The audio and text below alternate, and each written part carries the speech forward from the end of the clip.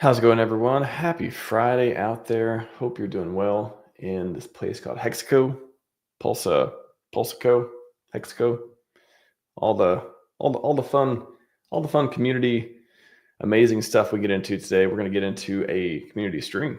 This is something I do. I don't do it very often, maybe every few weeks or so. But yeah, I like to get in here. I talk a lot about the core coins, a lot of the stats, the ecosystem pieces too. But again, really like to give the builders a chance to come out here and talk about their projects and all the different mechanics and pieces around that. So I like to have this open stream too. If you're, I'll drop the streamer link in the chat. We have we probably have enough time at least for one more builder to join us if you want to. We'll try to fit you in. Again, I'll drop the link in the chat if you want to join. Had a couple not able to join today. I thought I'd have a few more, but I'm excited to get into it with a couple, the few guys that I have on stream today, a couple projects that are one new that is coming out and one that's existing that has a fan base. They have a fan base. They have an alien tech. They like the alien tech. They like all that good stuff. So anyways, without further ado, welcome back to the show, Cryptographics. And for the first time, Prey Banana and the Gray 369. Welcome, gentlemen. Thank you. Thanks for having us. I've listened to many of your streams, but I've never obviously been on the show. So I'm excited to be here. Excited to meet you. Same. A lot of first time people on the stream this week. I've had a few, and then again, I've heard. I feel like every stream I have, there's somebody from the Grays community saying pTGC, awesome stuff, like all these things about it. And I said, well, okay, well, I have a community stream. You guys are welcome to come on and talk about it sometime as well. But yeah, welcome. Nice to meet you both, and excited to get into it. And everyone, we have some questions in the chat. Feel free to get them in. We'll get to as many as we can. I've also seen the Prey Banana on his channel as well a few times as well. I've tuned in. I remember you from the Icosa days. Maybe making a comeback. We'll see. He joined Icosa V2. We'll see. That's where I started. I think I had the first conversation with you back then. Yes. Yep. Sure was. Yeah. And the Cryptographics, he went from making t-shirts to making coins. It's like the rags to riches story. The analogy. Welcome back to the show. Thanks, bro. Good to be here. Yeah. And he's got that magnificent beard that we can't stop talking about. It's just so good. It's overpowering. It's overpowering. Speaking of lack of beards, though, the Gray 369, the image I'm looking at has exactly 0 beard. I think from what I understand, aliens are quite bald. Is that correct? Yeah, I was going to say, we're like the opposite. Me and Graphics are the opposite, but it's good to see Graphics. Me and Graphics have streamed a few times together, and he's a good friend. So good to see you, Graphics. And then RHMax, I wanted to say thank you for giving me and Banana the opportunity to come on here and possibly educate you if you don't know that much yet. So I hope to educate you and maybe some of the people who follow you on pTGC and UFO and what we're doing over here on PulseChain. You're correct. I don't know much about it, but I know your community is growing, and I've heard some. I mean, talk of other. I think coffee and stuff is mentioned too about maybe the different things that are good about this ecosystem that could be good for the core coins as well. That's near and dear to my heart. If you've watched some of my content, if I like projects that help PulseChain, help HEX in some way too. So excited to learn more about it and figure all that stuff out. Yeah, definitely. If you don't mind, I'd like to just start with a little bit of where I come from and how I ended up here, and then we can transition into maybe some of the mechanics of the systems that pTGC and UFO are, and then end with how we believe they benefit the RH ecosystem, and we're trying to act as team players along RH and RH's coins. Obviously, team players looking to win the game of crypto. And sounds great. Let's do it. Awesome. Yeah. So my backstory of how I ended up as what I like to call like RH obsessed and PulseChain obsessed, HEX obsessed, is I have a business outside of crypto. I've had the business for like 12 years now. And I'd say 5 years back, the business started to do decently well, where I could take some of the value that I was making in the business and invest it. And the first place I started going to was very traditional finance. basic stocks, property, etc. And a few years into that, I had a family friend introduce me to RH and HEX. He was a day one HEX person. At that point, I was already in Ethereum and Coinbase, but I was still or Ethereum and Bitcoin, but just still on the Coinbase level. So I really had no idea what really crypto was about. I just kind of knew it was good to grab some Bitcoin and Ethereum. And he put me down this rabbit hole that I'm technically still going down today. And he was a day one HEX guy, and he pretty much opened up my eyes to HEX and what products like HEX could be as far as investments, passive income, everything above. And when I ended up in DeFi, I kind of was like, okay, like I now somewhat understand RH and HEX. Like, let me study what other products are out there that are actually like real financial instruments. And what I ended up coming to the conclusion of is pretty much nothing in crypto is actually real crypto or DeFi. It's pretty much just a big casino. So as I was kind of going through this and trying to find legitimate financial products where I could actually invest instead of gamble, I was finding ultimately nothing. So, long story short, PulseChain sacrifice comes, PulseX sacrifice comes. I participate in those things, but I'm still kind of looking and not finding much. And what I end up kind of coming to the decision of is that I'm looking for this certain product that checks all the boxes that I'm looking for, and I can't find it. So I need to just start working towards building it. So I started studying hundreds of different projects out there. Truthfully, the main projects being Richard Hart products. So I studied PulseX, HEX, PulseChain, what I believed was awesome about them, what I believed I could do maybe a little bit differently, not better, but just, I like to use the word as like, or the phrase is, they're just different fruit, right? Still amazing fruit, but some are apples, some are oranges. You can enjoy both at different times, but also fruit. And then hundreds of other products. And what I tried to do is I tried to take out the bad from all these hundreds of different products, what I thought made them fail or what made them not do good for the long period of time, and then really pay attention to the things that did make them do good and try to create the end all be all product that what I was generally looking for. When I was taking those steps, I was also studying some of the things that happen in the real world with financial instruments. So where a lot of value lies in the real world and what actually gives things value in the real world. Because I actually strongly believe we don't need to reinvent the wheel. We just need to add air and rubber around the wheel to make a better ride, right? So the blockchain gives us this unique situation where we kind of are revolutionizing finance, and we kind of know for the last hundreds of thousands of years what gives value, what has created currency, what has made things appreciate over time. So I tried to bring a lot of those same ideas over to PulseChain with pTGC and UFO, along with taking ideas from other tickers out there that have existed because that's like the thing is like, we don't need to study from phase one. Like, we have hundreds of products that we can actually study and realize, why did this fail? Why did this fail? Why did this fail? Why did this one do very good? Why did this one do good temporarily? And kind of take the good and pull out the bad. And I think the main point of where I'm getting at is nothing is perfect, but with pTGC and UFO, I was really striving for perfection. And not perfect, but striving for it constantly. And yeah, that's about it. So that's where I am today. So a year and a half later, after pTGC launched on PulseChain, code has been operating 100% flawlessly for a year and a half. It has a sub token now called UFO, which has been operating for 8 months flawlessly. Both codes are audited. The combined LP of the two are over 25 million. The majority of that LP being with RH tickers themselves. Our codes constantly are buying up RH tickers and buying and burning them into LP pairs with our tokens. A big idea built behind our ecosystem is that we're connected to all the blue chips on PulseChain, similar to how an index operates.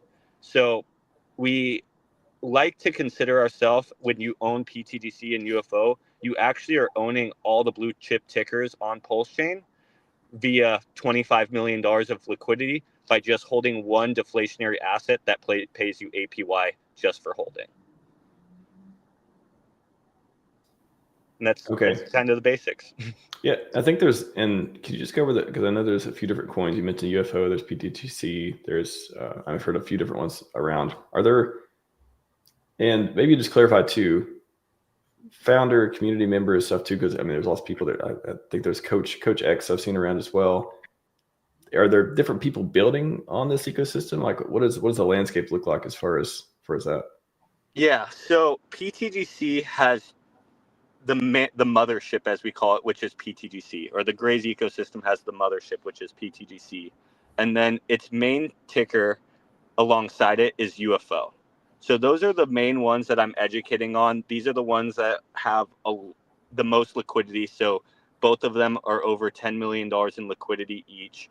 This is where most of the value is being generated, and this is where we're kind of onboarding to, is products that, with both products, I've spent over a year coming up with the formulas and systems for both of these products. There is some amplifier tokens as well to the ecosystem that we don't necessarily push people to, because they're generally for the arbitrage bots on chain.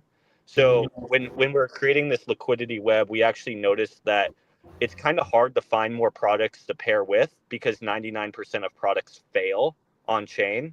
So if you want to pair with more things and create more of an index, you want to find things that actually have longevity and sustainability. And the honest truth is 99% of things out there don't. So we're kind of running out of options. So we did create a couple liquidity webs or legs that are within our ecosystem that we know the liquidity isn't getting rugged and so on and so forth, that we could depend on. But those are majority just for arbitrage bots. We aren't, educating people on those ones for purchase reasons. Some people speculate on them because of how paired they are with pTGC and UFO, but they're a majority just for arbitrage bots, and they're airdropped to the holders of pTGC. On the other side of it, there are probably over 10 tokens by now that are like support tokens to the ecosystem that community members have developed that I don't really touch base on, just due to the fact that they're not my products and I don't have any bit of control of their success, and I'm not advocating for them. Okay. Another question too is why the Grays? Why alien tick? Like, why this genre? Yeah. So this is kind of one of the topics that I ran across when studying hundreds of different projects. And this actually relates back to the real world as well, is in sports teams, for example, or even companies, a lot of them will have a mascot, because communities like having a mascot to rally behind. It's actually really good for community building. And I actually think that's the reason why meme coins have done very, very well in the recent cycle, is because it's pretty much just a zero fee on base token or a zero fee token with a mascot. And people love to rally around a mascot. And what I believe, just with where crypto is, the tech, we're always talking about the moon. We're always talking about, going to space and 100x rocket ships. I believe that the alien or the gray or the space, the UFO mascot is personally the best mascot, in my opinion, for any token. Especially, we want good mascots here on PulseChain, due to the narrative, the theme, the atmosphere of crypto. And then also because you want a mascot that's constantly reoccurring in the media. So a lot of people will create mascots or ideas to a token that are popular at that time, but then the media shifts and that mascot is now irrelevant. So you want something that's constantly reoccurring. And I personally believe UFOs and aliens, for the last 10 years, they've reoccurred on the media probably once a week. If you go on YouTube, these are some of the largest searched videos on YouTube. And then on top of that, I still don't even think the media has had the biggest release of aliens and UFOs. So I think there's more media to come. And just kind of the point is, I think it's a mascot that's meant to be in the top 100 tokens of all tokens on all blockchains, and no one's properly capitalized on it yet. And that's just an awesome opening for us to take advantage. And then also, I think the tech that we have behind these two tokens has never really been done before on other blockchains. So it fits well with the narrative as alien tech. You know, it's kind of fun and a fun theme to work with. Gotcha. Yeah, I mean, that's a great segue too into if you guys want to, what is the secret sauce?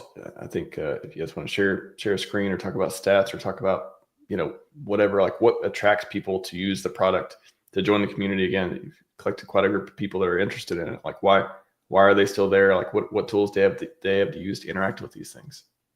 Yeah. So one of the big things that I think separates us from 99.9% of products out there is the fact with a lot of tokens out there, the only value that enters into the system, into the token, is internal value. So it's a user actually entering that token and putting their PLS or ETH or any blockchain's tokens into a liquidity pool in exchange for that token. But the thing is, that user eventually wants something out in return.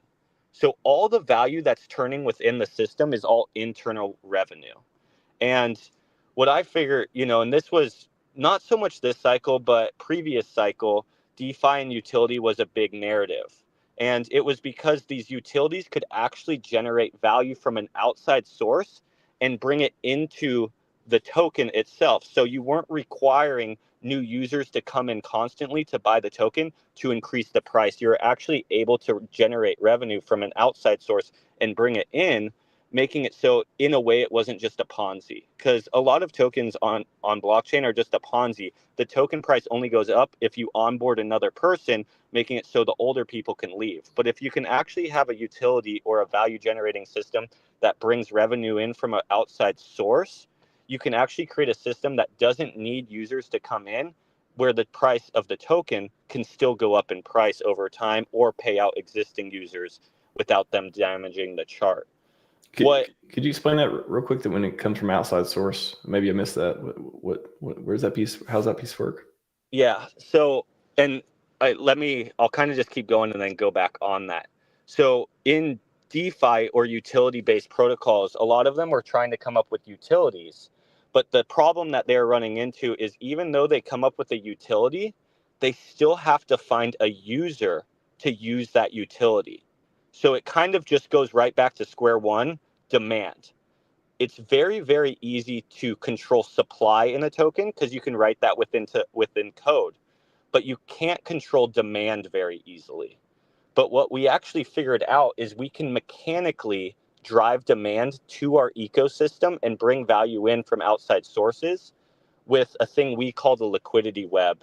And that's what the secret sauce is to this ecosystem, is we have a control over the supply and the demand of our ecosystem.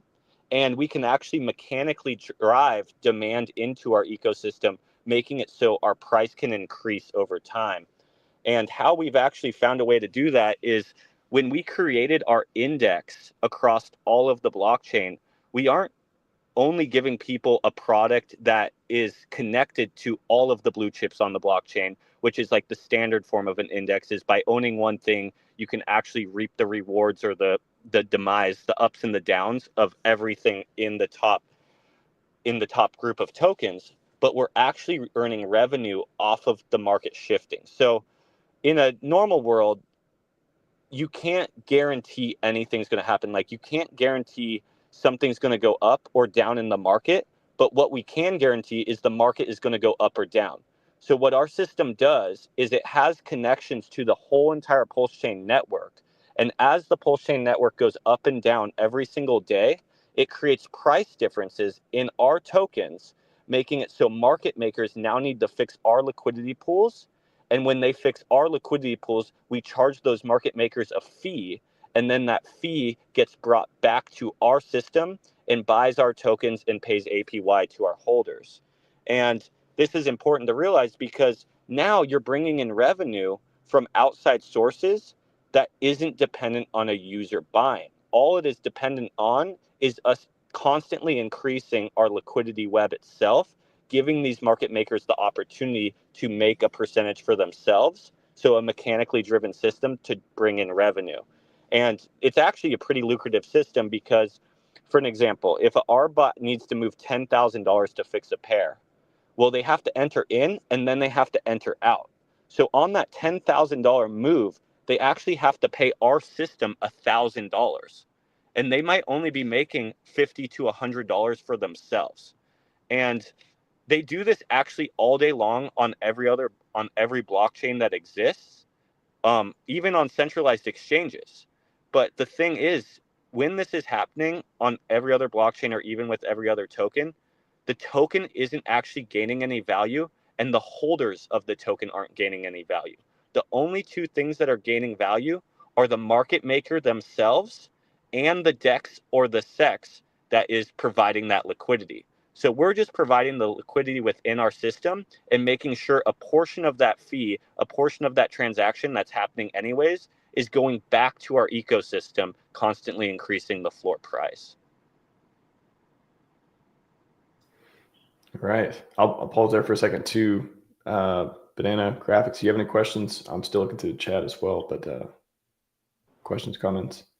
I mean, I've got none. I'm a big fan of pTGC and UFO, have been for a while. I mean, ever since I found out about what's going on under the hood here, it's been like a big light bulb moment. So I just love hearing about it. I'm like everyone else in chat. It's just fun to hear both of you guys talk about this stuff because the stats are amazing and it's doing so good and it's set to literally do what it's supposed to do, which is being alien on the moon. Kind of same here. Basically, I dropped everything when I learned about HEX back in the day, 2021, and I learned all that I could about it because it was so innovative. And then there have been a couple of projects along the way until I discovered pTGC that I also got heavily into, but this one tops them all. And when I discovered this, I was like, wow, I got to wrap my brain around it. But something inside of me like intuitively knew that this is a humdinger, this one right here. And thankfully, I trust my intuition sometimes. And I got in, I think it was early last year. And thankful to be here for sure. Yeah, and Banana, since you have this site up, this site is a community built site by Crypto Kong. I don't know if you know who that is, but he's someone who's in our ecosystem, and he built this analytics site for the pTGC ecosystem. And this site actually can show you the amount of revenue that's been generated just in the last 24 hours. And I don't know if you want to kind of scroll into that, Banana, starting with pTGC. Okay, let's do it. Yeah, I'm very, very aware of Crypto Kong. He is awesome. Yeah, so he's pretty much built this entire website, and it's phenomenal. Like, it was such a blessing that he started putting all this data together for us, because now we can use this to show users like what's actually happening on the back end every single day. So Banana, I'm having a hard time seeing the screen, so if you kind of want to run through the value generated for me, that'd be awesome. Sure. This is the pTGC section right here. And this is the fee allocation for the last 24 hours right here. So we burned $1,800 worth. $1,800 went toward liquidity. $7,300 went to the DAO. That's 2%. $3,600 went to holders and reflections, and $3,600 went to stakers. So you have that when you hold pTGC, obviously you hold it, but you have the option to stake it. Not everybody that holds pTGC is going to stake it. If you stake it, you earn reflections still. But if you stake it, you're earning about like 130% more because not everybody stakes. And so the total allocation for the last 24 hours was $18,232, which stays in the system. That's the beautiful thing about it. The money is staying in the system. Is there anything else you want to? Yeah. So pretty much this is just happening every single day via the transactions. Some days volume's better than others. This is obvious. So we have control over the demand, which is what we're talking about here. Some days are just obviously better than others. Today is a day that we've generated $18,000 of value. And that value is value that wouldn't have been here if it wasn't for the system's fee structure. And that value is going 100% back to the ecosystem. So a portion is going to buying and burning the supply. So just putting PLS into liquidity pools and then removing tokens from circulating supply, which is ultimately like an investor that's buying up tokens and to sell them again. Can you hear me all right? We can. Yeah, now. just drop Okay. for a second. Yeah, sorry, someone called. So we like to kind of consider that like our own form of the whale, right? It's like the God whale who is buying up our chart every single day, no matter what. And he's just sending it to the dead address, never to sell on us again. Banana, if you want to go up a little bit on that screen, just to show what we've bought and burnt in the last 24 hours of pTGC. Up, right there. What's that number say? In the last 24 hours is, excuse me, 11.7 million pTGC, or $7,000 worth. Okay, yeah. So this buy and burn that's built into our system has bought $7,000 worth today. And one thing that I kind of want to bring up is right now PulseChain is at the very, very bottom. So all of our liquidity pools are actually sucked down very, very low. If PulseChain just goes up, let's say 10x from here, well, now all of our liquidity pools will also 10x in size. And what's unique about our system is with a standard token, the liquidity pools that are sitting there are just literally like a cash register for users to come in and out of the ecosystem. They enter in, they put their PLS there, they exit out, they put their tokens back there, and they enter, they exit out. But what's unique about our system is every time a user enters in, their tokens actually get instantly put to work. So everyone's revenue that's within our system is working for the system and working for themselves at the same time. And as PulseChain revalues, like right now, I think the liquidity of UFOs around $14 million. But if PulseChain revalues, let's say 10x, our liquidity would be around $140 million. And if the liquidity is around $140 million, that not only is all put to work instantly, like all that value is working for our ecosystem, buying and burning, paying APY, adding LP with other RH tickers, etc. But it's also there for large players to enter in and out of the ecosystem. And what that would actually put us under is a category that I don't even know of a token that exists has. That there's $140 million of liquidity working for the system. Like you can even look at SHIB, pretty much one of the biggest ERC20s on Ethereum, and they only have roughly $40 million of DEX liquidity. So we would be in a category of some of the biggest tokens on any blockchain. And that's kind of our goal is we're not really looking to compete with tokens here on PulseChain. We're looking to compete against all tokens across all of the other blockchains because that's how we're going to onboard people here to PulseChain. We want to be outperforming the things that we are up against as far as other blockchains, so value can come over here and not only support us, but support the blockchain in general. Got one more question here before we, I got another gentleman to bring into the chat and also want to get to Torus, but how does it help RH tickers? You mentioned that a little bit before and kind of sprinkled in, but like how's this good for the core coins?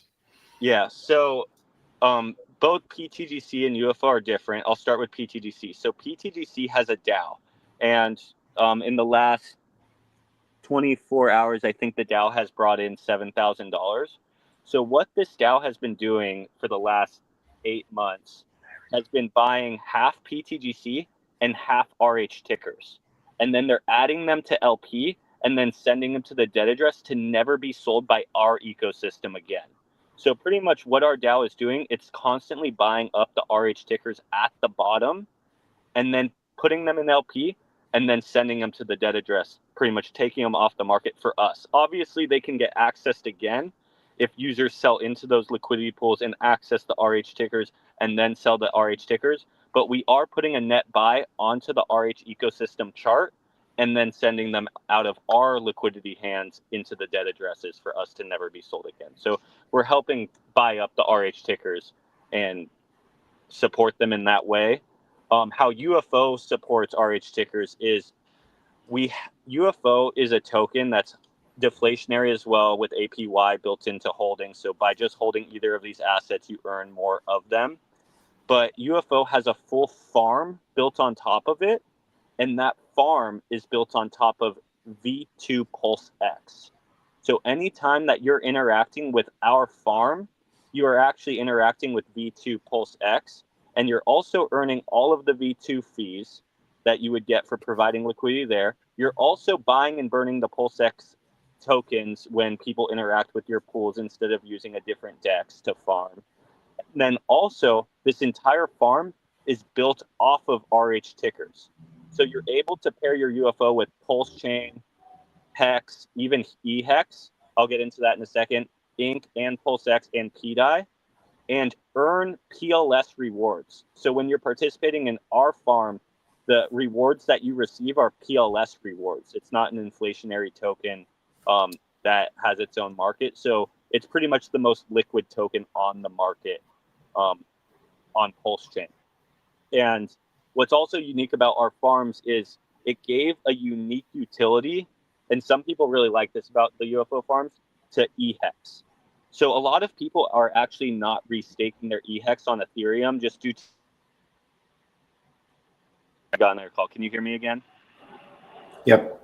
Yeah. So a lot of people aren't restaking their EHEX on Ethereum because of and whatnot.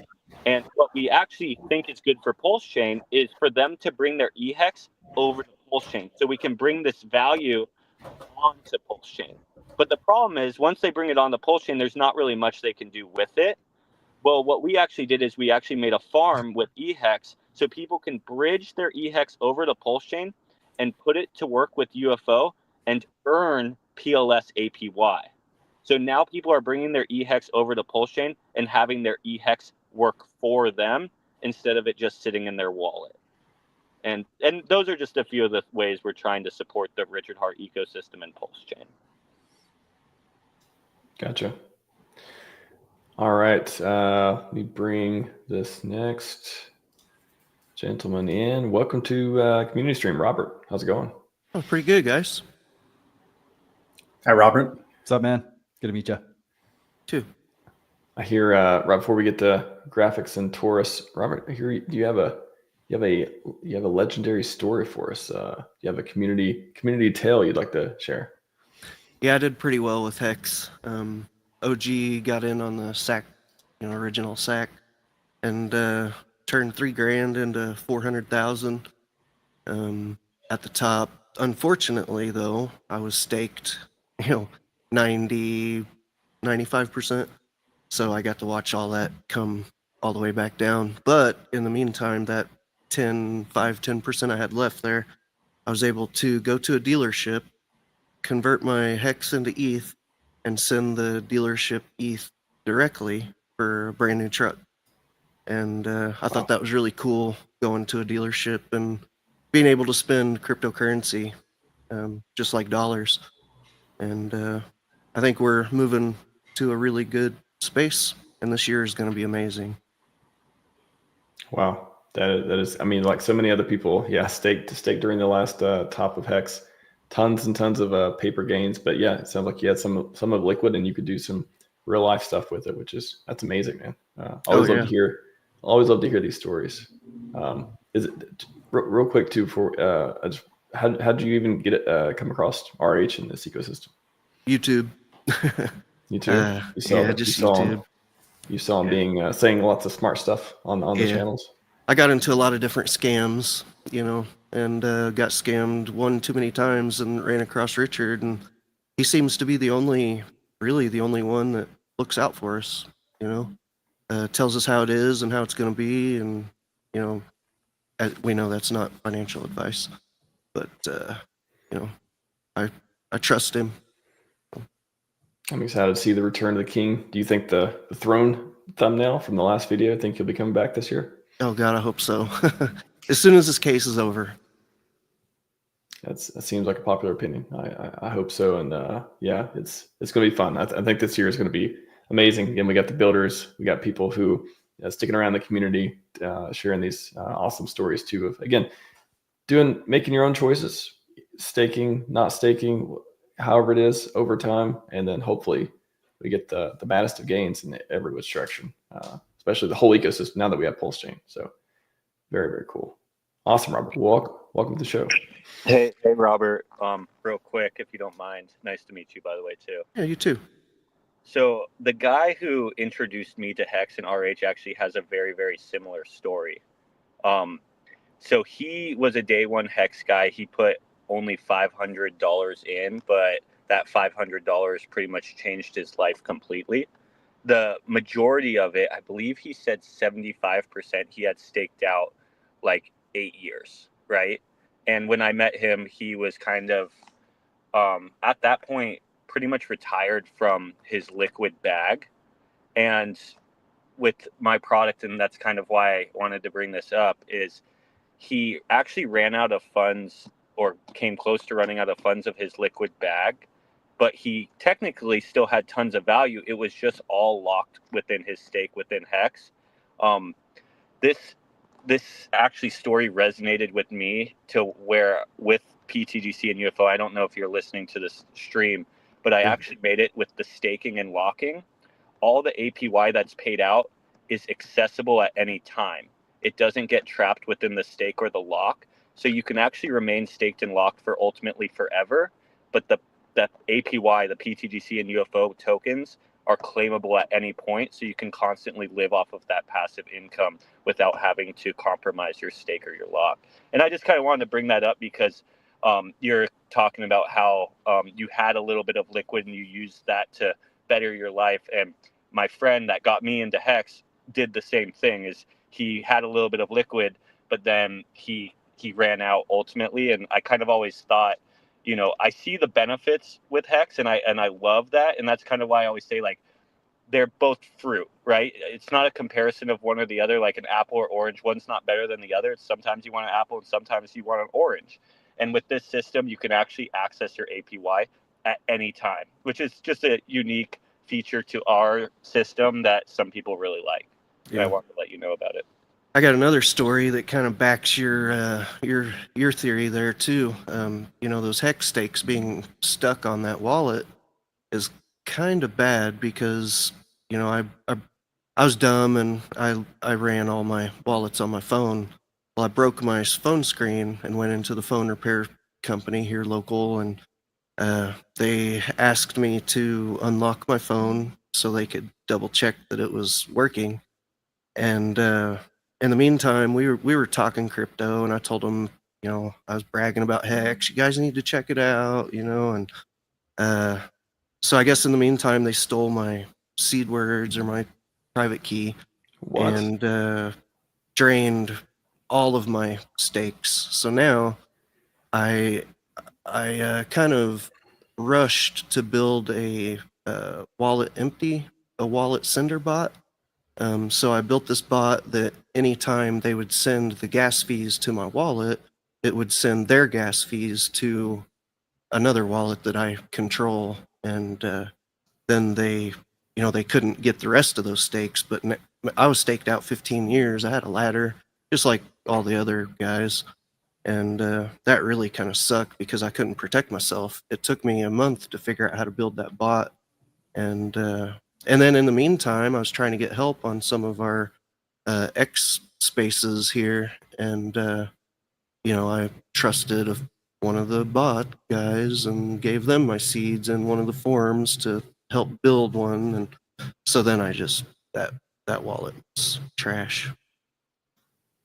Dang.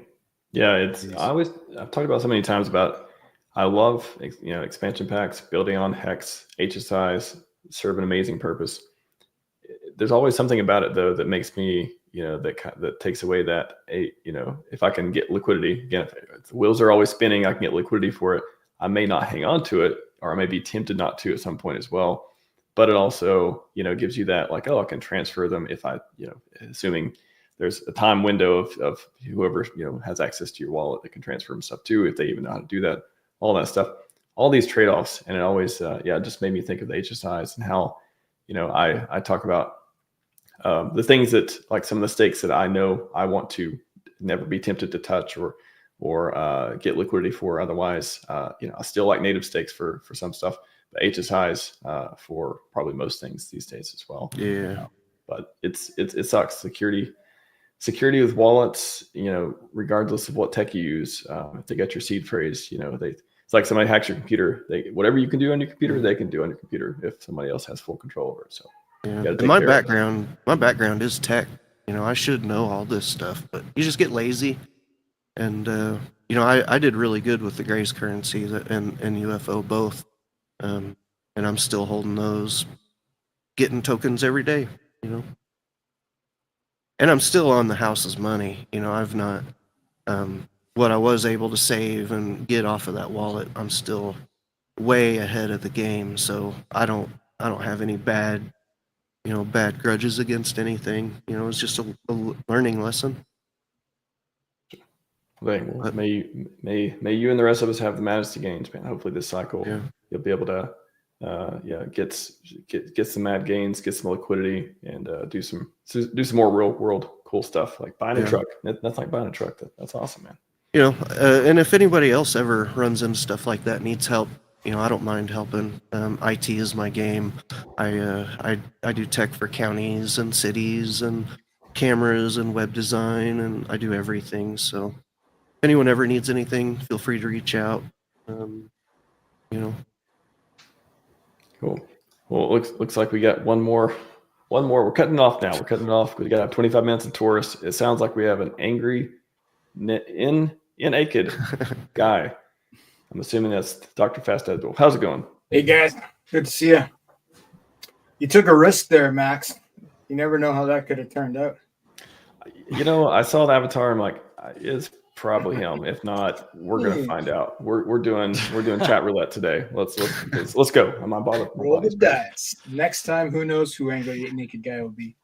That's right? true. Yeah, good to see all you guys. I like the security chatter. That's really important right now. Green candles will bring the scammers, right? Yes. Mm-hmm.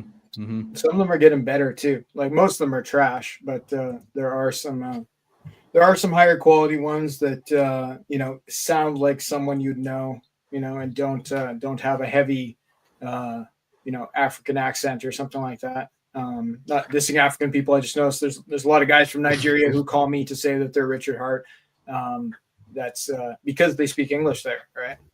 So that tends to be one of the main countries. But I'm starting to see more and more in some of my chats guys who are more sophisticated Europeans in accents on scammers when they call. So that just tells me that the payoff is getting bigger, right?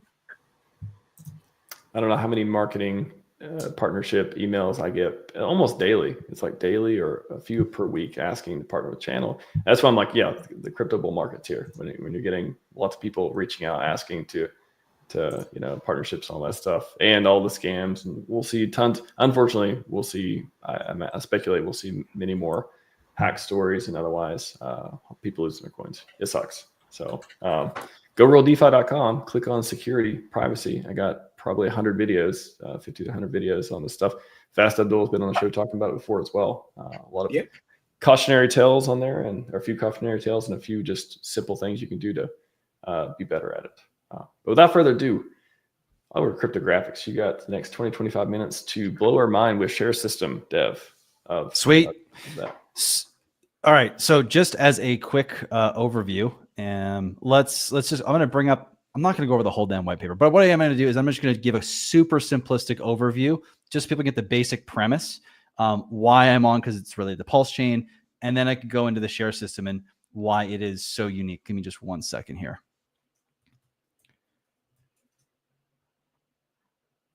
All right, let's go to this guy here. I had all this time and I still am not prepared.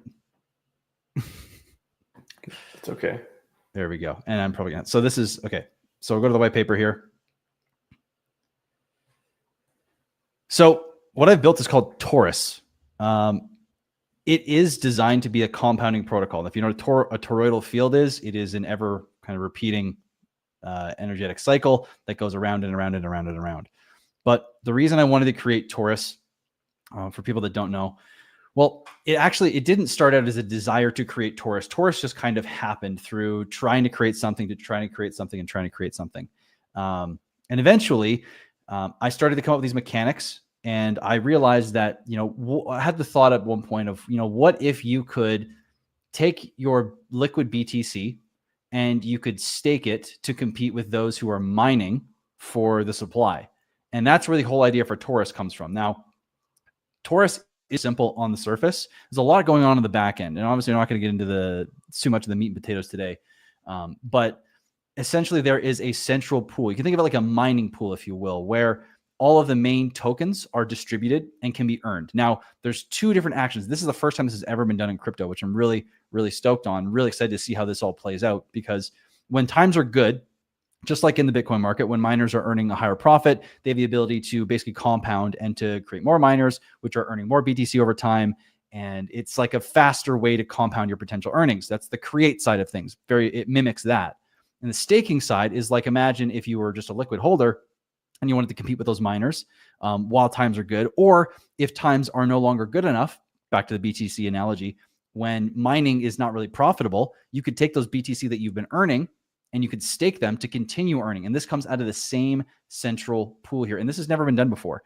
And so this is going to create a really, really interesting dynamic where there's always going to be, and as a secondary piece, there's always going to be some form of demand. And I'll talk about that a little bit more, where this pool here, similar to how the APY for HEX staking works, the more people that are in staking, right, the more diluted people are getting, right? The more T shares there are, the less everyone's getting in payouts, right? But if there's less T shares, there are less HEX staked, then there's a higher ROI. If the price goes up, this ROI compounds as well. And so it's a very, very unique mechanism. And of course, today we're not talking too much about it, but what I do want to talk about is how this share system works, because it's really, really, really unique. And it's actually borrowed from, or I should say inspired from HEX. And I mean, if you look at just the coloring for Torus, I mean, you can see where my inspiration is from, going all the way back to like my first love, which is HEX. I didn't even mean to create this gradient here, which is the HEX gradient, but it just happened to come out. I had a picture that I liked, sent it to my designer. He came back with this, fell in love with it, realized weeks and weeks later that it's a little tip of the hat to HEX. So I've always been a big fan. But so with Torus, the way this is possible, so you might be asking, okay, well, how can both staking and creating earn from the same pool? And this is by creating proxy shares. So both of these mechanics create the exact same shares for the exact same tokens. Now, when you create, you're creating tokens up front, similar to mining, but when you go to the Torus pool, you're earning on top. Now, the way the shares work is it looks at how many tokens you're creating and over what period you decide to create for. If you want to stake the same amount of tokens as you could create, like 1,000 tokens staked and 1,000 tokens created, get the same amount of shares. This incentivizes both sides of the market, where when times are really good, it's more incentivized to create. And when times are not so good for creating, it's way more incentivized to stake, because you can get a deal on the market. And essentially, you have this like buffer that's created because this share system allowing creation and staking to occur on either side. So I'll just pause real quick and see if there's any questions on that front before I continue, because I'm really excited, because I definitely haven't spoken to Yuzen about this, and I'm really looking forward to this. And I'd be curious if anyone else has any questions or wanting clarity on this as well before I go on. I guess it's paying out in Torus. Yes, it's exactly. It's paying out in Torus, and in order to get into the system, you need to pay either ETH or TitanX. You can choose. You don't have to even care about TitanX. You can dislike TitanX. Doesn't matter. If you want to play ball in Torus, you need ETH at a minimum to come into play. And that ETH is what goes back to support the whole ecosystem, which is very, very bullish. And we don't have to get into it all right now, but that's a huge factor into how Torus is supported long-term. There's a buy and burn. Basically, there's 88% of the economic energy that comes in to create and to stake, because for the first time ever, there's a staking fee, which adds a whole nother level of fairness that's never been done before over time. All that economic energy, 88% of it goes back to buying Torus. 84% of that is bought and burnt. So super, super high, basically super, super high buy and burn ratio. That's really never been done from a perpetual protocol before. Any other questions of that from before I go to the next phase? Just to be clear, is this on protocol going to be on Ethereum? This protocol is going to be on Ethereum. However, there's two pieces to the liquidity setup. One is going to be have a pair on Ethereum. The other pair is going to have a pair with PulseX on PulseX V2. And that is going to be like a split setup. Torus, the whole buy and burn, is not going to be doing anything with that pool. It is going to be what I'll refer to as a stepping stone for phase 2 of my vision. And this is the starting point here, but phase 2 is where we'll see what actually is going to happen with that pool. And I'm hoping that this vision could come to fruition, not months and months and months apart. You know, I think when you guys see what's coming to the PulseChain side, I think you'll be super, super, super bullish, to say the least. Tell me your secrets. Well played. I wish I could, but I am actually going to hold. All I'll say here is, imagine if there was a token or a system similar to maybe Torus that was potentially using something like a Richard Hart token. Just random thought. No, not putting anything out there too much, but just as a random idea, possibility. What if?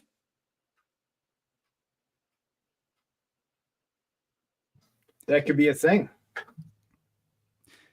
So coming back to Torus, now how this affects Pulse, I mean, it's small at first. It's very, very small at first. Again, it's a stepping stone. But even immediately with the arbitrage that's going to be happening, with just the price fluctuations and the usual stuff that happens with volume and prices moving, this is going to even start to contribute just a little bit to the deflationary aspect of PulseX. Now, this is tiny, right? This is not anything to really write home about yet.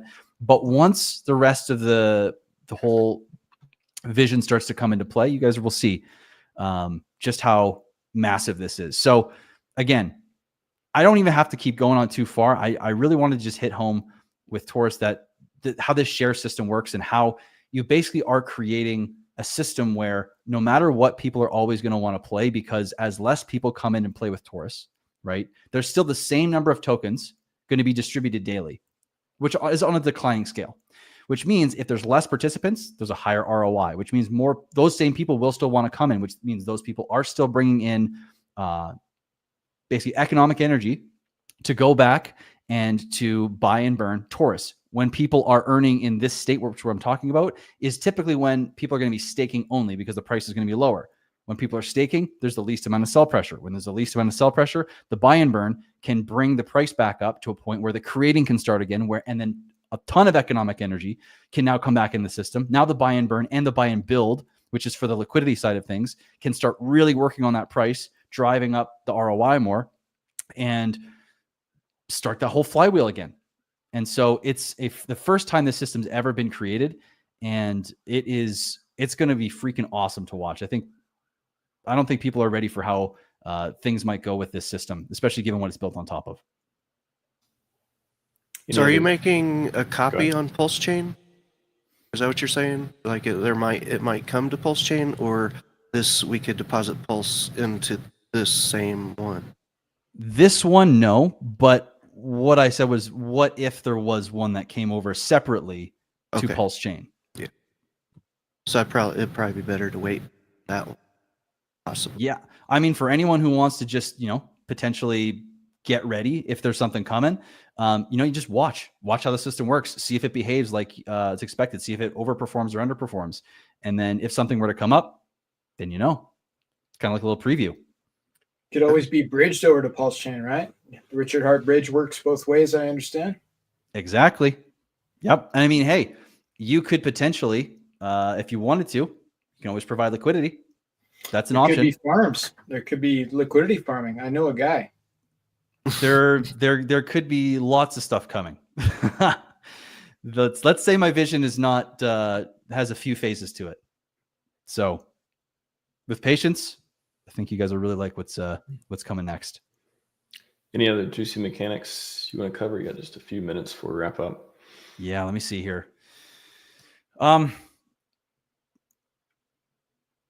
the sake of simplicity, I think what I'll really do is I'll just come back to recap on. This is the first time something has had basically 88% of a fair launch style protocol, economic energy coming in to support the token. Is the first time where no matter what, you can always make your tokens work for you. If times are good, you can make your tokens compound very, very quickly. And if times are a little slower, you still can actually make an ROI on your tokens. It's the first time when prices up and down, you're actually able to really work with market conditions no matter what. And also with Torus, the one really cool thing about it is you never have to worry about, if you stake or you create, losing what you've staked or losing what you've created. You can only ever only ever lose what you've earned in yield. You cannot lose your principal.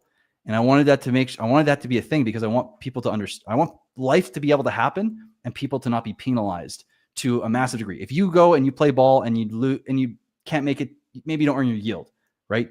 But losing your principal is pretty harsh. And I wanted Torus to be something that people feel like they can literally go to sleep at night knowing that things are fine, that they are going to earn an ROI, that they're not going to lose their principal, and it's going to be stable over time while still potentially providing a massive ROI. All right, just checking in with chat. You guys have any questions? Let us know. A few good ones already from the panel here. I like the idea of creating a token and only pairing it with huge deflationary tokens. Gosh, imagine what that would do over time. Yep, that's the game. Massive hyper deflationary, massive deflationary tokens pairing with those. I mean, pTGC is doing that as well to a large degree. So I mean, hey, I took notes from everyone when I was making this. I studied everything I could and tried to figure out from my perspective, like the Gray was saying, how can I make something that hasn't been done before and really is special and can really give users the potential for ROI that they've been looking for, and not have to lock up for 15 years. You have to delay gratification a bit, but you don't have to lock up for 15 years. And to each their own for that too. That's not a knock on 15 years. It's just for those that don't necessarily want to. Fast Abdul, are you ready for the bull market? I'm ready. Let's go. I got my hat. I got my sword. I'm ready for the bull. Bring it on. I was like, is that a picture, or did you change? You never know. Your mouth is not moving. I think my screen froze. That's an amazing pose to freeze on. All right. I think, Prairie Banana, you want to cover something just for a couple minutes here as well? Did you say moon math? Moon math, yeah. Moon math. Yeah, that's Abdul cracking me up, dude. Funny guy. There's one in every crowd, And in our crowd, it's Fast Abdul. Okay. Yeah. So here's Kong's creation. This is on the same site, by the way, guys. Look into ptgc.com. And we're just going to run probably through one, maybe two scenarios if we have time. This one, we're going to run pTGC, what pTGC would do when Pulse does a 100x. So I'm going to type it in because it likes to refresh. And I'll have Zen, if you don't mind, I'll have you explain the X factor after I've run this this calculation. We're going to do an X factor of 5, calculate, and that puts pTGC at 30 cents or a 500x. So PulseChain does a 100x. I think that's hopefully we do a 100x, right? And if it does, at an X factor of 5, it would put pTGC at 30 cents or 500x. Zen, I'll let you explain the X factor and how that works. Yeah. I kind of started talking about the X factor heavily, I'd say like 9 months ago. And I don't really hear a lot of people talking about it because I don't even think a lot of people understand what's happening. And you don't get to see this actually happening with the majority of projects because most projects out there aren't sustainable. But I feel like you have to ask yourself, like, why should I be holding this token instead of the native gas token of the chain, right? Like, the only reason you really should be is for a reason of it's paying you APY or it's appreciating fast or if it's more scarce, etc. If it's not outperforming the gas token, it really doesn't make sense to go over to another token because most likely that token has less liquidity. And, I think that's why most people do go into sub tokens on a blockchain. So ultimately, you should be doing X's over the blockchain. And if you can do X's over the blockchain due to sustainability, mechanics, buy and burns, deflation, whatever it is, just demand in general, any X that you do over the blockchain can be multiplied by the amount of X's the blockchain does. And this is an idea not a lot of people talk about. Richard Hart actually talks about, he calls it reflexivity. So currently, pTGC has been out for a year and a half, and PulseChain is ultimately the exact same price when we launched a year and a half ago. But we've done tons of X's against PulseChain. And we've actually seen when PulseChain does rise up, the X factor starts to come into effect, and then we do even more X's when PulseChain starts working with us. How the X factor works, if PulseChain does a 10X and we do a 10X over PulseChain, we outperform PulseChain, we now do a 100X. So it's actually a way to mechanically explain to people how we are going to do these big X's. And it actually shows users how easy it actually is if you have sustainability and mechanics built into your system that actually makes sense. The problem is most things out there don't have sustainability or mechanical systems that make sense, so they never actually get to outperform the blockchain. One of the best examples I have for this is HEX. Last cycle, Ethereum or HEX did like a 10,000X. A lot of people don't talk about the fact of how many X's Ethereum did in that process. All those X's weren't because of price appreciation of HEX against Ethereum. A ton of those X's happened from Ethereum doing, I don't know the exact amount of X's, but let's say it was a 20X for example purposes. Well, actually, that makes it to where really HEX only did a 500X against Ethereum. And then they multiplied the HEX's X's by Ethereum's X's to get the 10,000X, if that makes sense. So what I'm predicting, and what we're doing here on PulseChain, is the exact same thing. We are working to do X's over the blockchain, so then when the blockchain starts moving with us instead of against us, we can multiply the X's we do by the X's the blockchain does. And what's also interesting about this, Richard Hart is going to use this same exact thing to increase the values of his tokens as well. He's going to use this same system to pump PulseX. He's going to use system to pump HEX. But then we even took it a step further, since we are paired with HEX and PulseX. So we get the X multiplier that's happening in the specific PLS pair. We also get it when it's happening with HEX times 2 and PulseX as well. What we end up getting is a mean, an average of everything we're connected to based on the sizes. That's our X multiplier. So we kind of created this system to actually show people how easy it is to get these X's and how we're going to do it. A lot of people come out saying like, yeah, this project's going to do super well. It's going to do 100X, blah, blah, blah. But they don't actually even know how this is possible and how they're going to get there. Well, we know how it's possible and how we're going to get to it, and we'll show you because we've studied this stuff like our life depends on it. We are up against the Pulse network since the end of August, like 11x. So if you'd moved some Pulse into pTGC at the end of August, we would have at 11x'd it at this point. Yeah, so like us doing the X multiplier, it's no guarantee in the future, but if you look at our past performance, we've been outperforming the blockchain due to our deflationary mechanics, our sustainability, the fact that we have systems in play to keep appreciating the price over time, and then also due to the fact that we're so small. So we're still just such a micro cap in the grand scheme of things of blockchain.